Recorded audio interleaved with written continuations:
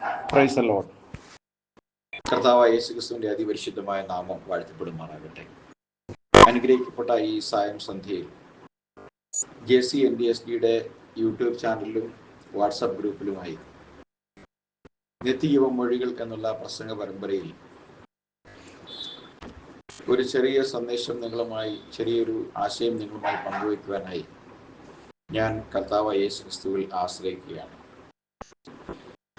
ഇത്തരത്തിൽ ഒരു അവസരം ഒരുക്കി തന്ന കർത്താവായ യേശുക്രിസ്തുവിന് കോടി കോടി സ്തോത്രം കരയറ്റുന്നു. ഒപ്പം ഈ ഗ്രൂപ്പിൽ ഈ ഒരു വിഷയം സംസാരിക്കുവാനും അല്പസമയം നിങ്ങളുമായി എനിക്ക് പങ്കുവയ്ക്കാനുള്ള ആശയം പങ്കുവയ്ക്കുവാനും അവസരം ഒരുക്കി തന്ന ഈ ഗ്രൂപ്പിൻ്റെ ബഹുമാന്യ അഡ്മിന്മാരെ എല്ലാവരെയും നന്ദിയോടെ ഓർക്കുകയും അവർക്കും വേഗം വരുന്നവനായ യേശുക്രിസ്തുവിൻ്റെ നിസ്തുല്യമായ നാമത്തിലുള്ള സ്നേഹവന്ദനത്തെ അറിയിക്കുകയും ചെയ്യും. ഈ രാത്രിയിൽ ഞാൻ നിങ്ങളുമായി പങ്കുവയ്ക്കാൻ ആഗ്രഹിക്കുന്ന ഒരു കാര്യം, ലോകത്തിൻ്റെ അല്ലെങ്കിൽ ഭൂമിയുടെ പ്രപഞ്ചത്തിൻ്റെ ചരിത്രത്തിൽ ഒരിക്കൽ മാത്രം സംഭവിക്കുന്ന അല്ലെങ്കിൽ വ്യാപകമായ തലത്തിൽ ഒരു പ്രാവശ്യം മാത്രം സംഭവിക്കുന്ന അല്ലെങ്കിൽ സംഭവിക്കാൻ പോകുന്ന ഒരു ചരിത്ര വസ്തുതയും ഒരിക്കൽ മാത്രം സംഭവിക്കുകയും ഇനി സംഭവിക്കാൻ സാധിക്കാത്തതുമായ മറ്റൊരു വസ്തുതയും നിങ്ങളുടെ ശ്രദ്ധയിൽ കൊണ്ടുവരാൻ വേണ്ടിയാണ് ഞാൻ ഇന്ന് ഈ സന്ദേശം ചെയ്യുവാൻ ആഗ്രഹിക്കുന്നത്. അത് ഒന്നാമത്തെ സംഭവം പറയുകയാണെങ്കിൽ, ലോകത്തിൽ ഇന്നോളം സംഭവിച്ചിട്ടില്ലാത്ത, സംഭവിക്കാൻ സാധ്യതയില്ലാത്ത ഒരു വിഷയമാണ് കന്യകാ ജനനം എന്നുള്ളത്.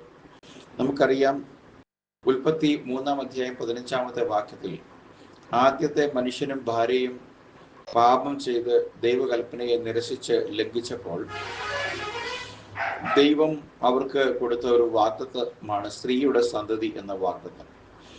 ഉൽപ്പത്തിയുടെ 3-15 വാക്യത്തിൽ തുടങ്ങുന്ന വാഗ്ദത്തമാണ് പിന്നീട് നമ്മൾ 4000 വർഷങ്ങൾക്ക് ശേഷം ബത്ലഹേമിലെ ഒരു തെരുവോരത്തിൽ തനിക്ക് പറക്കുവാൻ ഒരിടം കിട്ടാതെ അല്ലെങ്കിൽ പ്രസവിക്കാൻ ഒരിടം കിട്ടാതെ പൂർണ്ണ ഗർഭിണിയായ ഒരമ്മ തനിക്ക് ഭർത്താവായി നൽകപ്പെട്ടിരുന്ന ജോസഫ് എന്ന് പറഞ്ഞ മനുഷ്യനുമായി തൻ്റെ ഭാര്യയ്ക്ക് പ്രസവിക്കാനുള്ള ഇടം തേടി ഉള്ള യാത്ര നമ്മൾ കാണുന്നുണ്ട്. വിശുദ്ധ മത്തായിയുടെ സുവിശേഷത്തിലും ലൂക്കോസിന്റെ 2-ാമത്തെ അധ്യായത്തിലും നാം ഇത് കാണുന്നുണ്ട്. എന്നാൽ ഈ ഒരു കന്യകാ ജനനത്തെ സംബന്ധിച്ച് സ്ത്രീയുടെ സന്തതി എന്ന് തുടങ്ങി ഉൽപ്പത്തി 3:15 വാഗ്ദത്തം ആരംഭിച്ച് പിന്നീട് തുറന്നു വന്ന പ്രവാചകന്മാരെല്ലാം ഈ വാഗ്ദത്ത സന്തതിയെ സംബന്ധിച്ച് അല്ലെങ്കിൽ ജഡപ്രത്യക്ഷനാകുന്ന സ്വർഗത്തിൽ നിന്നും ദൈവം മനുഷ്യനായി പ്രത്യക്ഷനാകാൻ പോകുന്നതിനെ സംബന്ധിച്ച് ധാരാളം പ്രവചനങ്ങൾ ദൈവം അനേക പ്രവാചകന്മാരോട് നൽകിയിരുന്നു. അതിൽ മിക്ക 5:2 നാം വായിക്കുന്ന ഇങ്ങനെയാണ്: നീയോ ബത്ലഹേം എഫ്രാത്ത, നീ യഹൂദാ സഹസ്രങ്ങളിൽ ചെറുതായിരുന്നാലും നിന്നെ ഭരിക്കാനുള്ളവൻ നിന്നിൽ നിന്നും ഉദയം ചെയ്യും, അവൻ പണ്ടേ ഉള്ളവനും പുരാതനനും തന്നെ എന്ന് എഴുതിയിരിക്കുന്നു. യെശയ്യാവ് 7:14 നാം വായിക്കുന്നത്, കന്യക ഗർഭം ധരിച്ച ഒരു മകനെ പ്രസവിക്കും, അവന് ദൈവം നമ്മോടുകൂടെ. ആരാണ്? ദൈവം മനുഷ്യരോടുകൂടെ എന്ന അർത്ഥമുള്ള ഇമ്മാനുവേൽ എന്ന പേർ വിളിക്കപ്പെടും. അപ്പോൾ ഇമ്മാനുവേൽ എന്ന പദത്തിന്റെ അർത്ഥം ദൈവം മനുഷ്യരോടുകൂടെ പാർക്കുന്നു എന്നുള്ളതാണ്. അപ്പോൾ ഇതിനാൽ തന്നെ നമുക്ക് മനസ്സിലാക്കാം, കർത്താവായ യേശുക്രിസ്തു എന്ന് ക്രിസ്തീയ സഭകളെല്ലാം പൊതുവിൽ വിശ്വസിക്കുന്ന ആ മനുഷ്യനെന്നും പ്രവാചകനെന്നും ദൈവങ്ങളിൽ ഒരാളെന്നും ഒക്കെയും വിശ്വസിക്കുന്ന ആ യേശുക്രിസ്തു ദൈവമാണ്, അല്ലെങ്കിൽ ദൈവങ്ങളിൽ ഒരാളല്ല, അവൻ ഏക ദൈവത്തിന്റെ ജഡപ്രത്യക്ഷതയാണ് എന്ന് ബൈബിൾ അസന്നിഗ്ധമായി പ്രഖ്യാപിക്കുന്നു. അപ്പോൾ ഞാൻ ആ വിഷയം ദൈവം മാനവജാതിയുടെ പാപത്തിന്റെ കടം വീട്ടി മനുഷ്യനെ പുത്രത്വത്തിലേക്ക് മടക്കി കൊണ്ടുവരുവാനായി ദൈവത്തിന്റെ പദ്ധതി പ്രകാരം ദൈവത്തിന്റെ മാംസപ്രത്യക്ഷത അല്ലെങ്കിൽ ജഡപ്രത്യക്ഷതയെ സംബന്ധിച്ചാണ് നാം ഇതുവരെയുള്ള സമയങ്ങളിൽ സംസാരിച്ചു വന്നിരുന്നത്. എന്നാൽ ദൈവം മനുഷ്യ ജഡത്തിൽ ഈ ലോകത്തിലേക്ക് വന്നതിൻ്റെ ഏറ്റവും പ്രധാനപ്പെട്ട ഉദ്ദേശം, അതിൻ്റെ ജനനം എന്നുള്ളത്, ആ ഒരു ഉദ്ദേശം നിറവേറ്റുന്നതിൻ്റെ ഭാഗമായിട്ട് ഒരു ജനനം അനിവാര്യമായിരുന്നു എന്നതുകൊണ്ട് മാത്രമാണ് ജനനത്തിന് നാം കൊടുക്കുന്ന പ്രാധാന്യം അവൻ്റെ മരണത്തിന് കൊടുക്കുന്ന പ്രാധാന്യത്തിനോടും വരുന്നില്ല.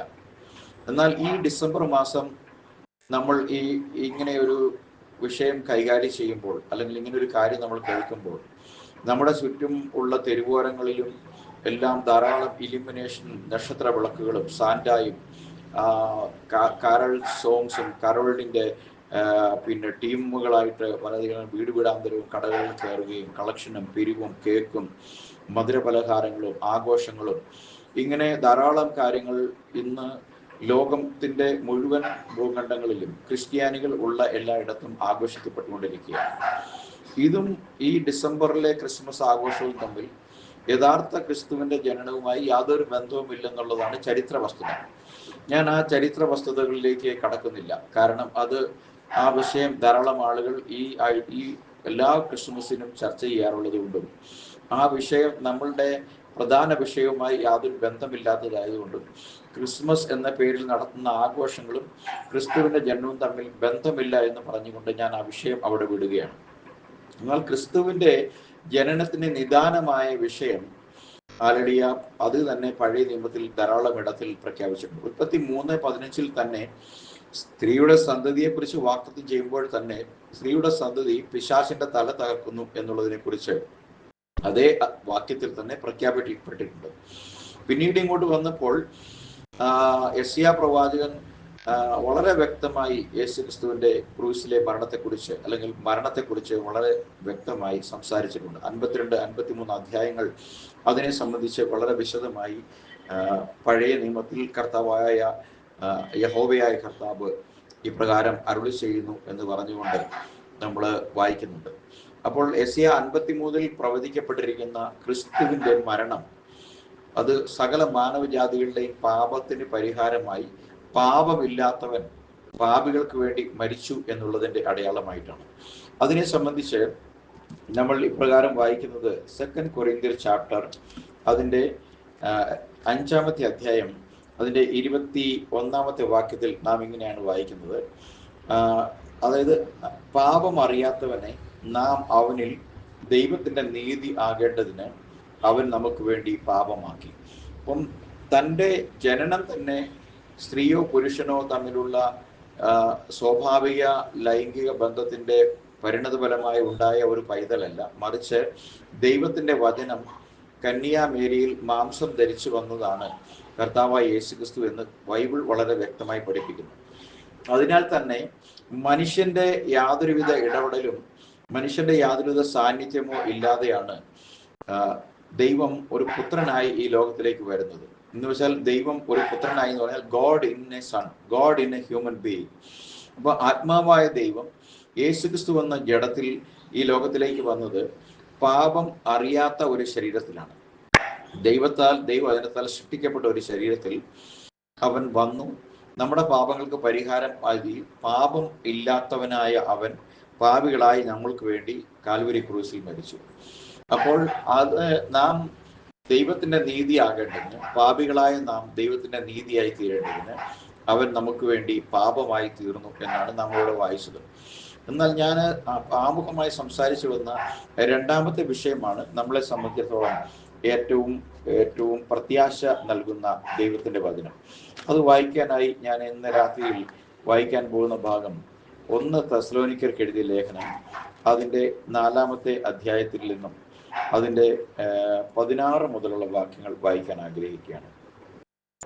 അതിങ്ങനെയാണ്: കർത്താവ് താൻ ഗംഭീരനാദത്തോടും പ്രധാന ദൂതന്റെ ശബ്ദത്തോടും ദൈവത്തിന്റെ കാഹളത്തോടും കൂടെ സ്വർഗത്തിൽ നിന്ന് ഇറങ്ങി വരികയും ക്രിസ്തുവിൽ മരിച്ചവർ മുമ്പ് ഉയർത്തെഴുന്നേൽക്കുകയും ചെയ്യും. പിന്നെ ജീവനോടെ ശേഷിക്കുന്ന നാം അവരോട് ഒരുമിച്ച് ആകാശത്തിൽ കർത്താവിനെ എതിരേൽപ്പാൻ മേഘങ്ങളിൽ എടുത്തുകൊള്ളപ്പെടും. ഇങ്ങനെ നാം എപ്പോഴും കർത്താവിനോടുകൂടി ഇരിക്കും. ഈ വചനങ്ങളെ കൊണ്ട് അന്യോന്യം ആശ്വസിപ്പിച്ചുകൊള്ളുവിൻ. അപ്പോൾ ദൈവസഭയ്ക്ക് കർത്താവായ യേശുക്രിസ്തുവിന്റെ കാൽവരി ക്രൂസിലെ മരണത്തിന് ശേഷം അവന്റെ പുനരുത്ഥാനത്തിന്റെയും പിന്നീട് സ്വർഗാരോഹണത്തിന്റെയും നാളിൽ 10-ാം നാളിൽ ദൈവം വാഗ്ദത്തം ചെയ്ത പരിശുദ്ധാത്മാവ് മർക്കോസിന്റെ മാളികമുറയിൽ ആത്മാവിന്റെ അഭിഷേകത്തിന് വേണ്ടി കാത്തിരുന്ന 120 പേരുടെ മേൽ പകർന്നതോടൊപ്പം നമുക്കറിയാം ദൈവത്തിന്റെ ശരീരമാകുന്ന, ക്രിസ്തുവിന്റെ ശരീരമാകുന്ന വിശുദ്ധ സഭ യെരുശലേമിൽ ഉളവായി തുടങ്ങി.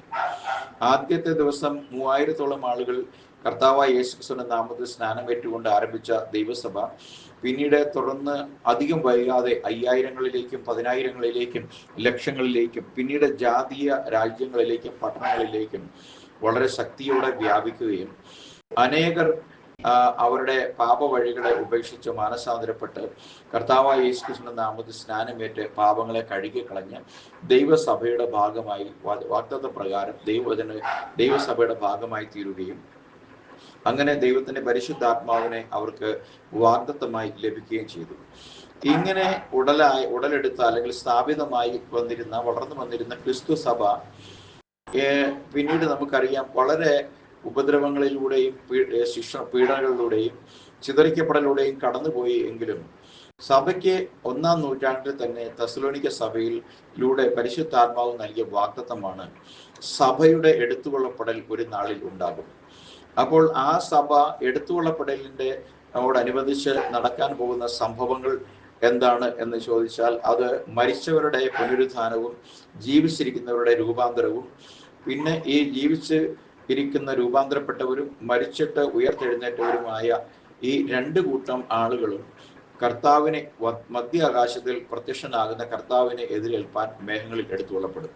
ഇങ്ങനെ എടുത്തുകൊള്ളപ്പെടുന്ന ശരീരമാണ് കർത്താവായ യേശുക്രിസ്തുവിന്റെ ശരീരമാകുന്ന സഭ, അല്ലെങ്കിൽ അവന്റെ കാന്തയായ മണവാട്ടി എന്ന് ബൈബിൾ വളരെ വ്യക്തമായിട്ട് പറയുന്നു. ഇതിനെ സംബന്ധിച്ച സുവിശേഷങ്ങളിൽ കള്ളനെ പോലെയുള്ള വരവെന്ന് അറിയിച്ചിട്ടുണ്ട്. രഹസ്യത്തിലുള്ള വരവായിട്ടാണ് നമ്മൾ ബൈബിൾ ഉടനീളം ഈ കർത്താവിന്റെ കാന്തയെ ചേർക്കുവാനുള്ള വരവിനെ കുറിച്ച് നമ്മൾ കാണുന്നത്. എന്നാൽ അവന് ഇത് കൂടാതെ ഒരു പരസ്യ പ്രത്യക്ഷപ്പെടലുണ്ട്, അല്ലെങ്കിൽ ഒരു മഹത്വ പ്രത്യക്ഷതയുണ്ട്. അത് ഒലിവ് മലയിൽ ഇസ്രായേലിനെ വീണ്ടെടുക്കുവാൻ വേണ്ടി അവൻ വരുന്നതാണ് എന്ന് നമുക്ക് എല്ലാവർക്കും അറിയാം. എന്നാൽ അനേകർക്ക് ആശയക്കുഴപ്പമായി നിൽക്കുന്നത് കർത്താവ് താൻ ഗംഭീരനാദത്തോടും പ്രധാന ദൂതന്റെ ശബ്ദത്തോടും ദൈവത്തിന്റെ കാഹളത്തോടും കൂടെ സ്വർഗത്തിൽ നിറങ്ങി വരും. അപ്പോൾ ആളുകൾ വിചാരിച്ചിരിക്കുന്നത് ഈ പറയുന്ന ശബ്ദഘോഷങ്ങളോടുകൂടിയാണ് കർത്താവ് വരുന്നത്. അപ്പോൾ ഇത് എല്ലാവരും അറിയും. എല്ലാവരും അറിയുന്ന ഒരു അറിവിനെ, അതിനെ രഹസ്യത്തിലുള്ള വരവെന്ന് പറയാൻ കഴിയില്ല എന്നുള്ളതാണ്. എന്നാൽ ഈ ശബ്ദവും ഈ വിളിയും, ഈ പ്രധാന ദൂതന്റെ ശബ്ദവും ദൈവത്തിന്റെ കാഹളവും ഈ ഗംഭീരനാദവും ഒന്നും ലോകത്തിലുള്ള എല്ലാ ആളുകളും കേൾക്കുവാൻ വേണ്ടിയുള്ളതല്ല. ആരൊക്കെയാണോ ക്രിസ്തുവിന്റെ പുനരാഗമനത്തിന് വേണ്ടി വിശ്രമിച്ചിരിക്കുന്നത്, അല്ലെങ്കിൽ അവരെ സംബന്ധിച്ച് ബൈബിൾ പറയുന്നത് നിദ്ര കൊണ്ടിരിക്കുന്നത്, ഉറങ്ങുന്നവരാണ്. അവരെ വിളിച്ചുണർത്താൻ എളുപ്പമാണ്. അവർ ദൈവത്തിന്റെ ദൃഷ്ടിയിൽ മരണപ്പെട്ടവരല്ല. അപ്പൊ അതുകൊണ്ട് തന്നെ ദൈവത്തിന്റെ ശബ്ദം കേൾക്കുവാൻ വേണ്ടി അവര് ഉറക്കത്തിൽ ഇരിക്കുന്നുവെങ്കിലും ദൈവത്തിന്റെ ശബ്ദത്തിന് വേണ്ടി കാതോർത്തിരിക്കുന്നവരാണ്. അതേപോലെ തന്നെ ജീവിച്ചിരിക്കുന്ന മണവാട്ടി എന്ന് പറയുന്നത് ദൈവവചനത്താൽ നാൾതോറും ശുദ്ധീകരിക്കപ്പെട്ടും ഈ കഷ്ടതയും ക്ലേശവും ദുഃഖവും ദുരിതവും ദാരിദ്ര്യവും പ്രയാസങ്ങളും പ്രതികൂലങ്ങളും അതുപോലെ ശത്രുവിന്റെ അല്ലെങ്കിൽ ദുഷ്ടതയുടെ അതിപ്രസരത്തിന്റെ നടുവിൽ നിന്നും വല്ല വേദനയും അപ്പോസ്തലനായ പൗലോസ് 2 കൊരിന്ത്യർ 5:1-5 വരെയുള്ള വാക്കിൽ പറയുന്നത് പോലെ വല്ല വിധേനയും ഒരു പുനരുത്ഥാനത്തിന് വേണ്ടി അല്ലെങ്കിൽ ഒരു എടുത്തുകൊള്ളപ്പെടലിന് വേണ്ടി കാത്തുകൊണ്ട് നരങ്ങുന്ന ഒരു ജീവനുള്ള സഭയുടെ ഒരു ശേഷിപ്പുണ്ട്. അവരെ ദൈവത്തിന്റെ കർത്താവിന്റെ ആ പ്രധാന ദൂതന്റെ ശബ്ദം, ദൈവത്തിന്റെ ഗംഭീരനാദം കഴിഞ്ഞ പ്രധാന ദൂതന്റെ ശബ്ദത്താൽ വിളിച്ചു വേർതിരിക്കുകയും ചെയ്യുള്ളൂ. ഈ ശബ്ദങ്ങൾ എപ്പോഴും ആർക്കൊക്കെ വേണ്ടിയാണോ ഉള്ളത് അവർ മാത്രമേ ഇത് കേൾക്കുകയുള്ളൂ.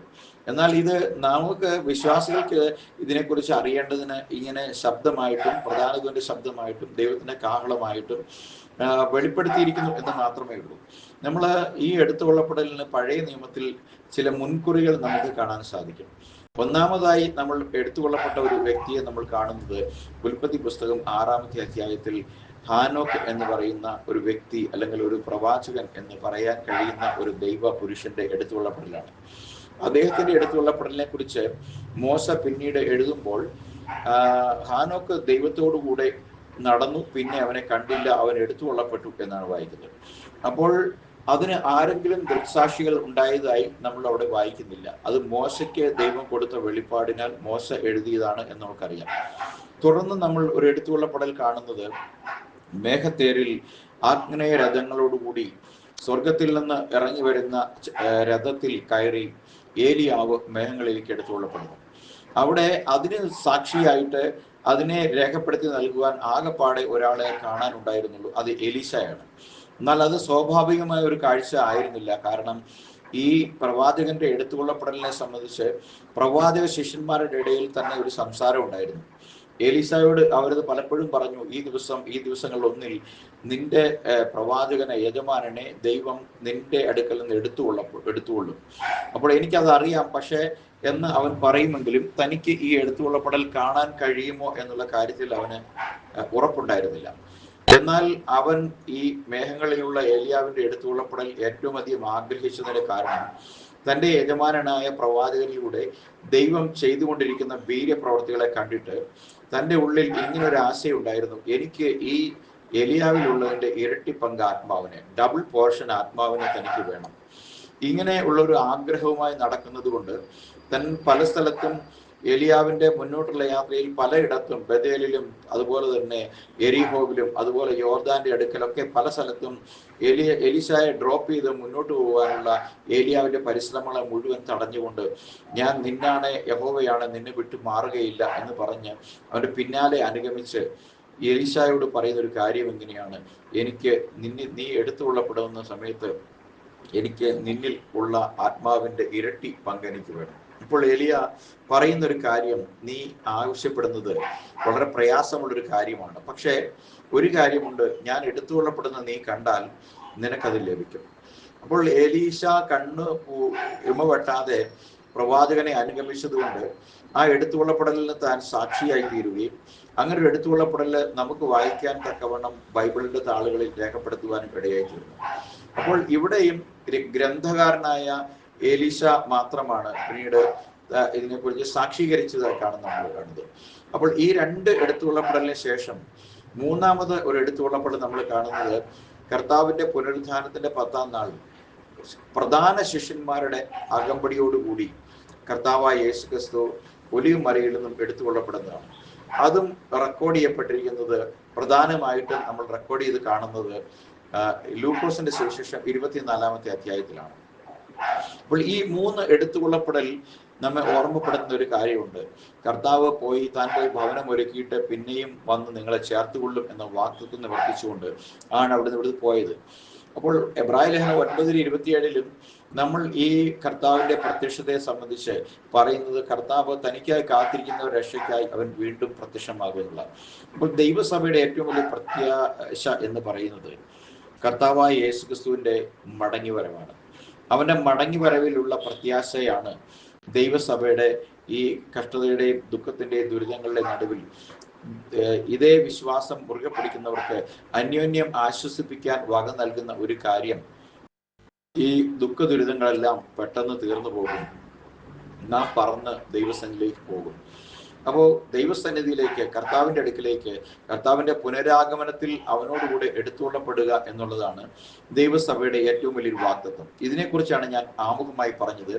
2 കാര്യങ്ങളിൽ, ഒന്ന് ലോകത്തിൽ ഇന്നോളം സംഭവിച്ചിട്ടില്ലാത്തതും ഇനി വീണ്ടും ഒരിക്കൽ കൂടി സംഭവിക്കാൻ സാധ്യതയില്ലാത്തതുമായ ഒരു ഏറ്റവും പ്രധാനപ്പെട്ട ഒരു ഇവന്റാണ് ലോകത്തിന് മനസ്സിലാക്കാനും ലോകത്തിന് അതിനെ വിശ്വസിക്കാനും കഴിയാത്തതും എന്നാൽ വാസ്തവമായി സംഭവിക്കാൻ പോകുന്നതുമായ ഈ എടുത്തുകൊള്ളപ്പെടൽ. ഇത് ഏറ്റവും വലിയ സംഭവിക്കാനുള്ള ഏറ്റവും വലിയ സംഭവമായി മാറുന്നു. കർത്താവിന്റെ ഈ ലോകത്തിലേക്കുള്ള വരവിന്റെ തന്നെ അർത്ഥം അതിന്റെ പൂർണ്ണമായ തോതിൽ നിവൃത്തിയാകുന്നത് തന്റെ രക്തത്താൽ കഴുകപ്പെട്ട വിശുദ്ധ മണവാട്ടിയെ താൻ മേഘങ്ങളിൽ ചേർത്ത് കൊണ്ടുപോകും എന്നുള്ളതാണ്. അതിനുവേണ്ടിയാണ് അവന്റെ ജനനം സംഭവിച്ചത്, അവന്റെ പരസ്യ ജീവിതം സംഭവിച്ചത്, അവന്റെ ക്രൂശിലെ മരണം സംഭവിച്ചത്, അവന്റെ പുനരുദ്ധാനം സംഭവിച്ചത്, അവന്റെ വാഗ്ദത്ത പരിശുദ്ധാത്മാവിനെ ആ വിശുദ്ധ സഭയെ ഒരുക്കേണ്ടതിന് വേണ്ടി നൽകിയത്. അങ്ങനെ ഒരുക്കപ്പെട്ടുകൊണ്ടിരിക്കുന്ന ഈ വിശുദ്ധ സഭ ഹല്ലേലൂയ മേഘങ്ങളിൽ എടുത്തുകൊള്ളപ്പെടുക തന്നെ ചെയ്യും. ഈ വാഗ്ദത്തമാണ് ഈ ദൈവസഭയ്ക്ക് ഈ കഷ്ടങ്ങളുടെയും പ്രയാസങ്ങളുടെയും ഒക്കെ നടുവിൽ ആശ്വസിക്കാൻ ഉള്ളത് എന്നുള്ളതാണ് യഥാർത്ഥമായുള്ള ഒരു വസ്തുത. ഇതാണ് അപ്പോസ്തലനായ പൗലോസ് പറയുന്നത്, ഈ വചനങ്ങൾ പറഞ്ഞ് നിങ്ങൾ അന്യോന്യം ആശ്വസിച്ചു കൊള്ളുവിനെന്ന്. അപ്പോൾ മനുഷ്യവർഗത്തിന്, പ്രത്യേകിച്ച് കർത്താവായ യേശുക്രിസ്തുവിന്റെ നാമത്തിലുള്ള പാപമോചനം കർത്താവായ യേശുക്രിസ്തു നാമത്തിലുള്ള സ്നാനത്തിലൂടെ ലഭിക്കുകയും ദൈവത്തിന്റെ വാഗ്ദത്ത പരിശുദ്ധാത്മാവ് എന്ന ദാനം പ്രാപിക്കുകയും ദൈവവചനത്തിൽ ആശ്രയിച്ച് ജീവിക്കുകയും തങ്ങളുടെ ജീവിതത്തെ വിശുദ്ധിയോടെ കാക്കുകയും അങ്ങനെ കർത്താവിന്റെ പ്രത്യക്ഷത എന്ന് പറയുന്ന അവരുടെ മുമ്പിലുള്ള ഏറ്റവും അവരുടെ എല്ലാ സങ്കടങ്ങളെയും എല്ലാ പ്രശ്നങ്ങളുടെയും നടുവിൽ അവരെ മുന്നോട്ട് നയിക്കുന്ന ഏറ്റവും വലിയ ചാലകശക്തിയായി വർത്തിക്കുന്ന ഈ ഒരു കാര്യമാണ് അന്യോന്യം ദൈവസഭയ്ക്ക് ആശ്വസിപ്പിക്കാൻ ഉള്ളൂ. ഇതിനപ്പുറത്ത് ആശ്വാസം നൽകാൻ കഴിയുന്ന മറ്റൊരു വചനവുമില്ല, ഇത്രത്തോളം പ്രത്യാശ നൽകുന്ന ഒരു വചനവുമില്ല. കാരണം തനിക്കായി കാത്തിരിക്കുന്നവരെ ചേർക്കാൻ അവൻ പാപം കൂടാതെ രണ്ടാമത് പ്രത്യക്ഷമാകും. ഈ പ്രത്യക്ഷതയെ ആണ് ലോകത്തിന്റെ ചരിത്രത്തിൽ മനുഷ്യന് വിശ്വസിക്കാൻ കഴിയാത്ത, മനുഷ്യന്റെ ബുദ്ധിക്കും വിവേകത്തിനും അവന്റെ ആലോചനയ്ക്കും ഒരിക്കലും അംഗീകരിക്കാൻ കഴിയാത്ത ഏറ്റവും വലിയ ചരിത്ര വസ്തുതയായി തീരുവാൻ പോകുന്ന ഈ ഒരു എടുത്തുകൊള്ളപ്പെടലിന്റെ നാളിലാണ് നമ്മൾ ജീവിക്കുന്നതെന്ന് ലോക സംഭവങ്ങൾ നമ്മളെ വിളിച്ചു ഓർമ്മപ്പെടുത്തുന്നുണ്ട്. അതുകൊണ്ട് ഇന്ന് ഈ രാത്രിയിൽ എനിക്ക് പറയുവാനുള്ളത്, സഭയുടെ പ്രത്യാശ, കർത്താവിന്റെ വിശുദ്ധ സഭയുടെ പ്രത്യാശ, പാതാള ഗോപുരങ്ങൾ ജയിക്കാത്ത കർത്താവായ യേശുക്രിസ്തുവിന്റെ നാമത്തിൽ ഉള്ള സ്നാനത്താൽ യെരൂശലേമിൽ 1-ാം നൂറ്റാണ്ടിൽ ആരംഭിക്കപ്പെട്ട ആ സഭയുടെ ശേഷിപ്പ്, ഈ കാലത്തെ ജീവനുള്ള ശേഷിപ്പിനെ ചേർക്കുവാൻ കർത്താവ് വരുന്ന നാളിൽ അതിന് മുന്നോടിയായി അരളിയ മൺമറഞ്ഞ കർത്താവിന് വേണ്ടി നിദ്ര കൊള്ളുന്ന ആ പഴയ ഇന്നോളം വിശുദ്ധിയിൽ ജീവിച്ചു മരിച്ചവരുടെ പുനരുദ്ധാനവും ജീവനോടെ ഈ പ്രത്യാശയിൽ കഴിയുകയും അന്യോന്യം ആശ്വസിപ്പിക്കുകയും ചെയ്യുന്ന ജീവനുള്ള ശേഷിപ്പിന്റെ രൂപാന്തരവും നടക്കാൻ പോകുന്നു. അതാണ് നമ്മുടെ പ്രത്യാശ. അതാണ് നമ്മളെ ഏറ്റവും അധികം മുന്നോട്ട് നയിക്കുവാൻ, എല്ലാ പ്രതികൂലങ്ങളിലും മുന്നോട്ട് നയിക്കുവാൻ നമുക്ക് ആശ്വാസമായി തീർന്നിരിക്കുന്ന വചനം. അതുകൊണ്ട് ഈ വചനത്താൽ ദൈവം അന്യോന്യം നമുക്ക് ആശ്വസിക്കാൻ നൽകിയിരിക്കുന്ന ഈ വചനത്താൽ തന്നെ നാം എല്ലാവരും അനുഗ്രഹിക്കപ്പെടുമാറാകട്ടെ. ഇത് അവസാന ദിവസങ്ങളിൽ ഒന്നാണ് എന്ന് മനസ്സിലാക്കിക്കൊണ്ട് ഇനിയും നാളുകൾ ഉണ്ട് എന്ന് വിചാരിക്കാതെ ഇപ്പോൾ തന്നെ മാനസാന്തരപ്പെടുവാനും പാപങ്ങൾ കർത്താവിനോട് ഏറ്റുപറഞ്ഞ് ഉപേക്ഷിക്കുവാനും കർത്താവിന്റെ വരവിനായി ഒരുങ്ങുവാനും, അങ്ങനെ ഈ വക്രതയും ദോഷവും എല്ലാവിധ മ്ലേച്ഛതയും വ്യഭിചാരവും തിന്മയും എല്ലാ അക്രമവും നിറഞ്ഞിരിക്കുന്ന ഈ ലോകത്തിൽ ഇതിന്റെ അന്ത്യം ഏറ്റവും ആസന്നമായിരിക്കുന്ന സമയത്ത് കർത്താവ് ഒരുക്കിയിരിക്കുന്ന രക്ഷയിൽ അഭയം പ്രാപിക്കുവാൻ, ആ രക്ഷ എല്ലാവർക്കും സ്വായത്തമാകുവാൻ ഈ വചനങ്ങളാൽ ദൈവം നിങ്ങളെ അനുഗ്രഹിക്കുമാറാകട്ടെ എന്ന് ഞാൻ ദൈവത്തോട് പ്രാർത്ഥിക്കുന്നു. ഒപ്പം അവസരം ഒരുക്കി തന്ന എല്ലാ പ്രിയപ്പെട്ട അഡ്മിന്മാർക്കും നന്ദി അറിയിച്ചുകൊണ്ട് ഞാൻ എൻ്റെ വാക്കുകൾ ഉപസംഹരിക്കുന്നു. കർത്താവായ യേശുക്രിസ്തു നിങ്ങളെ എല്ലാവരെയും ധാരാളമായിട്ട് അനുഗ്രഹിക്കുമാറാകട്ടെ. ആമേൻ.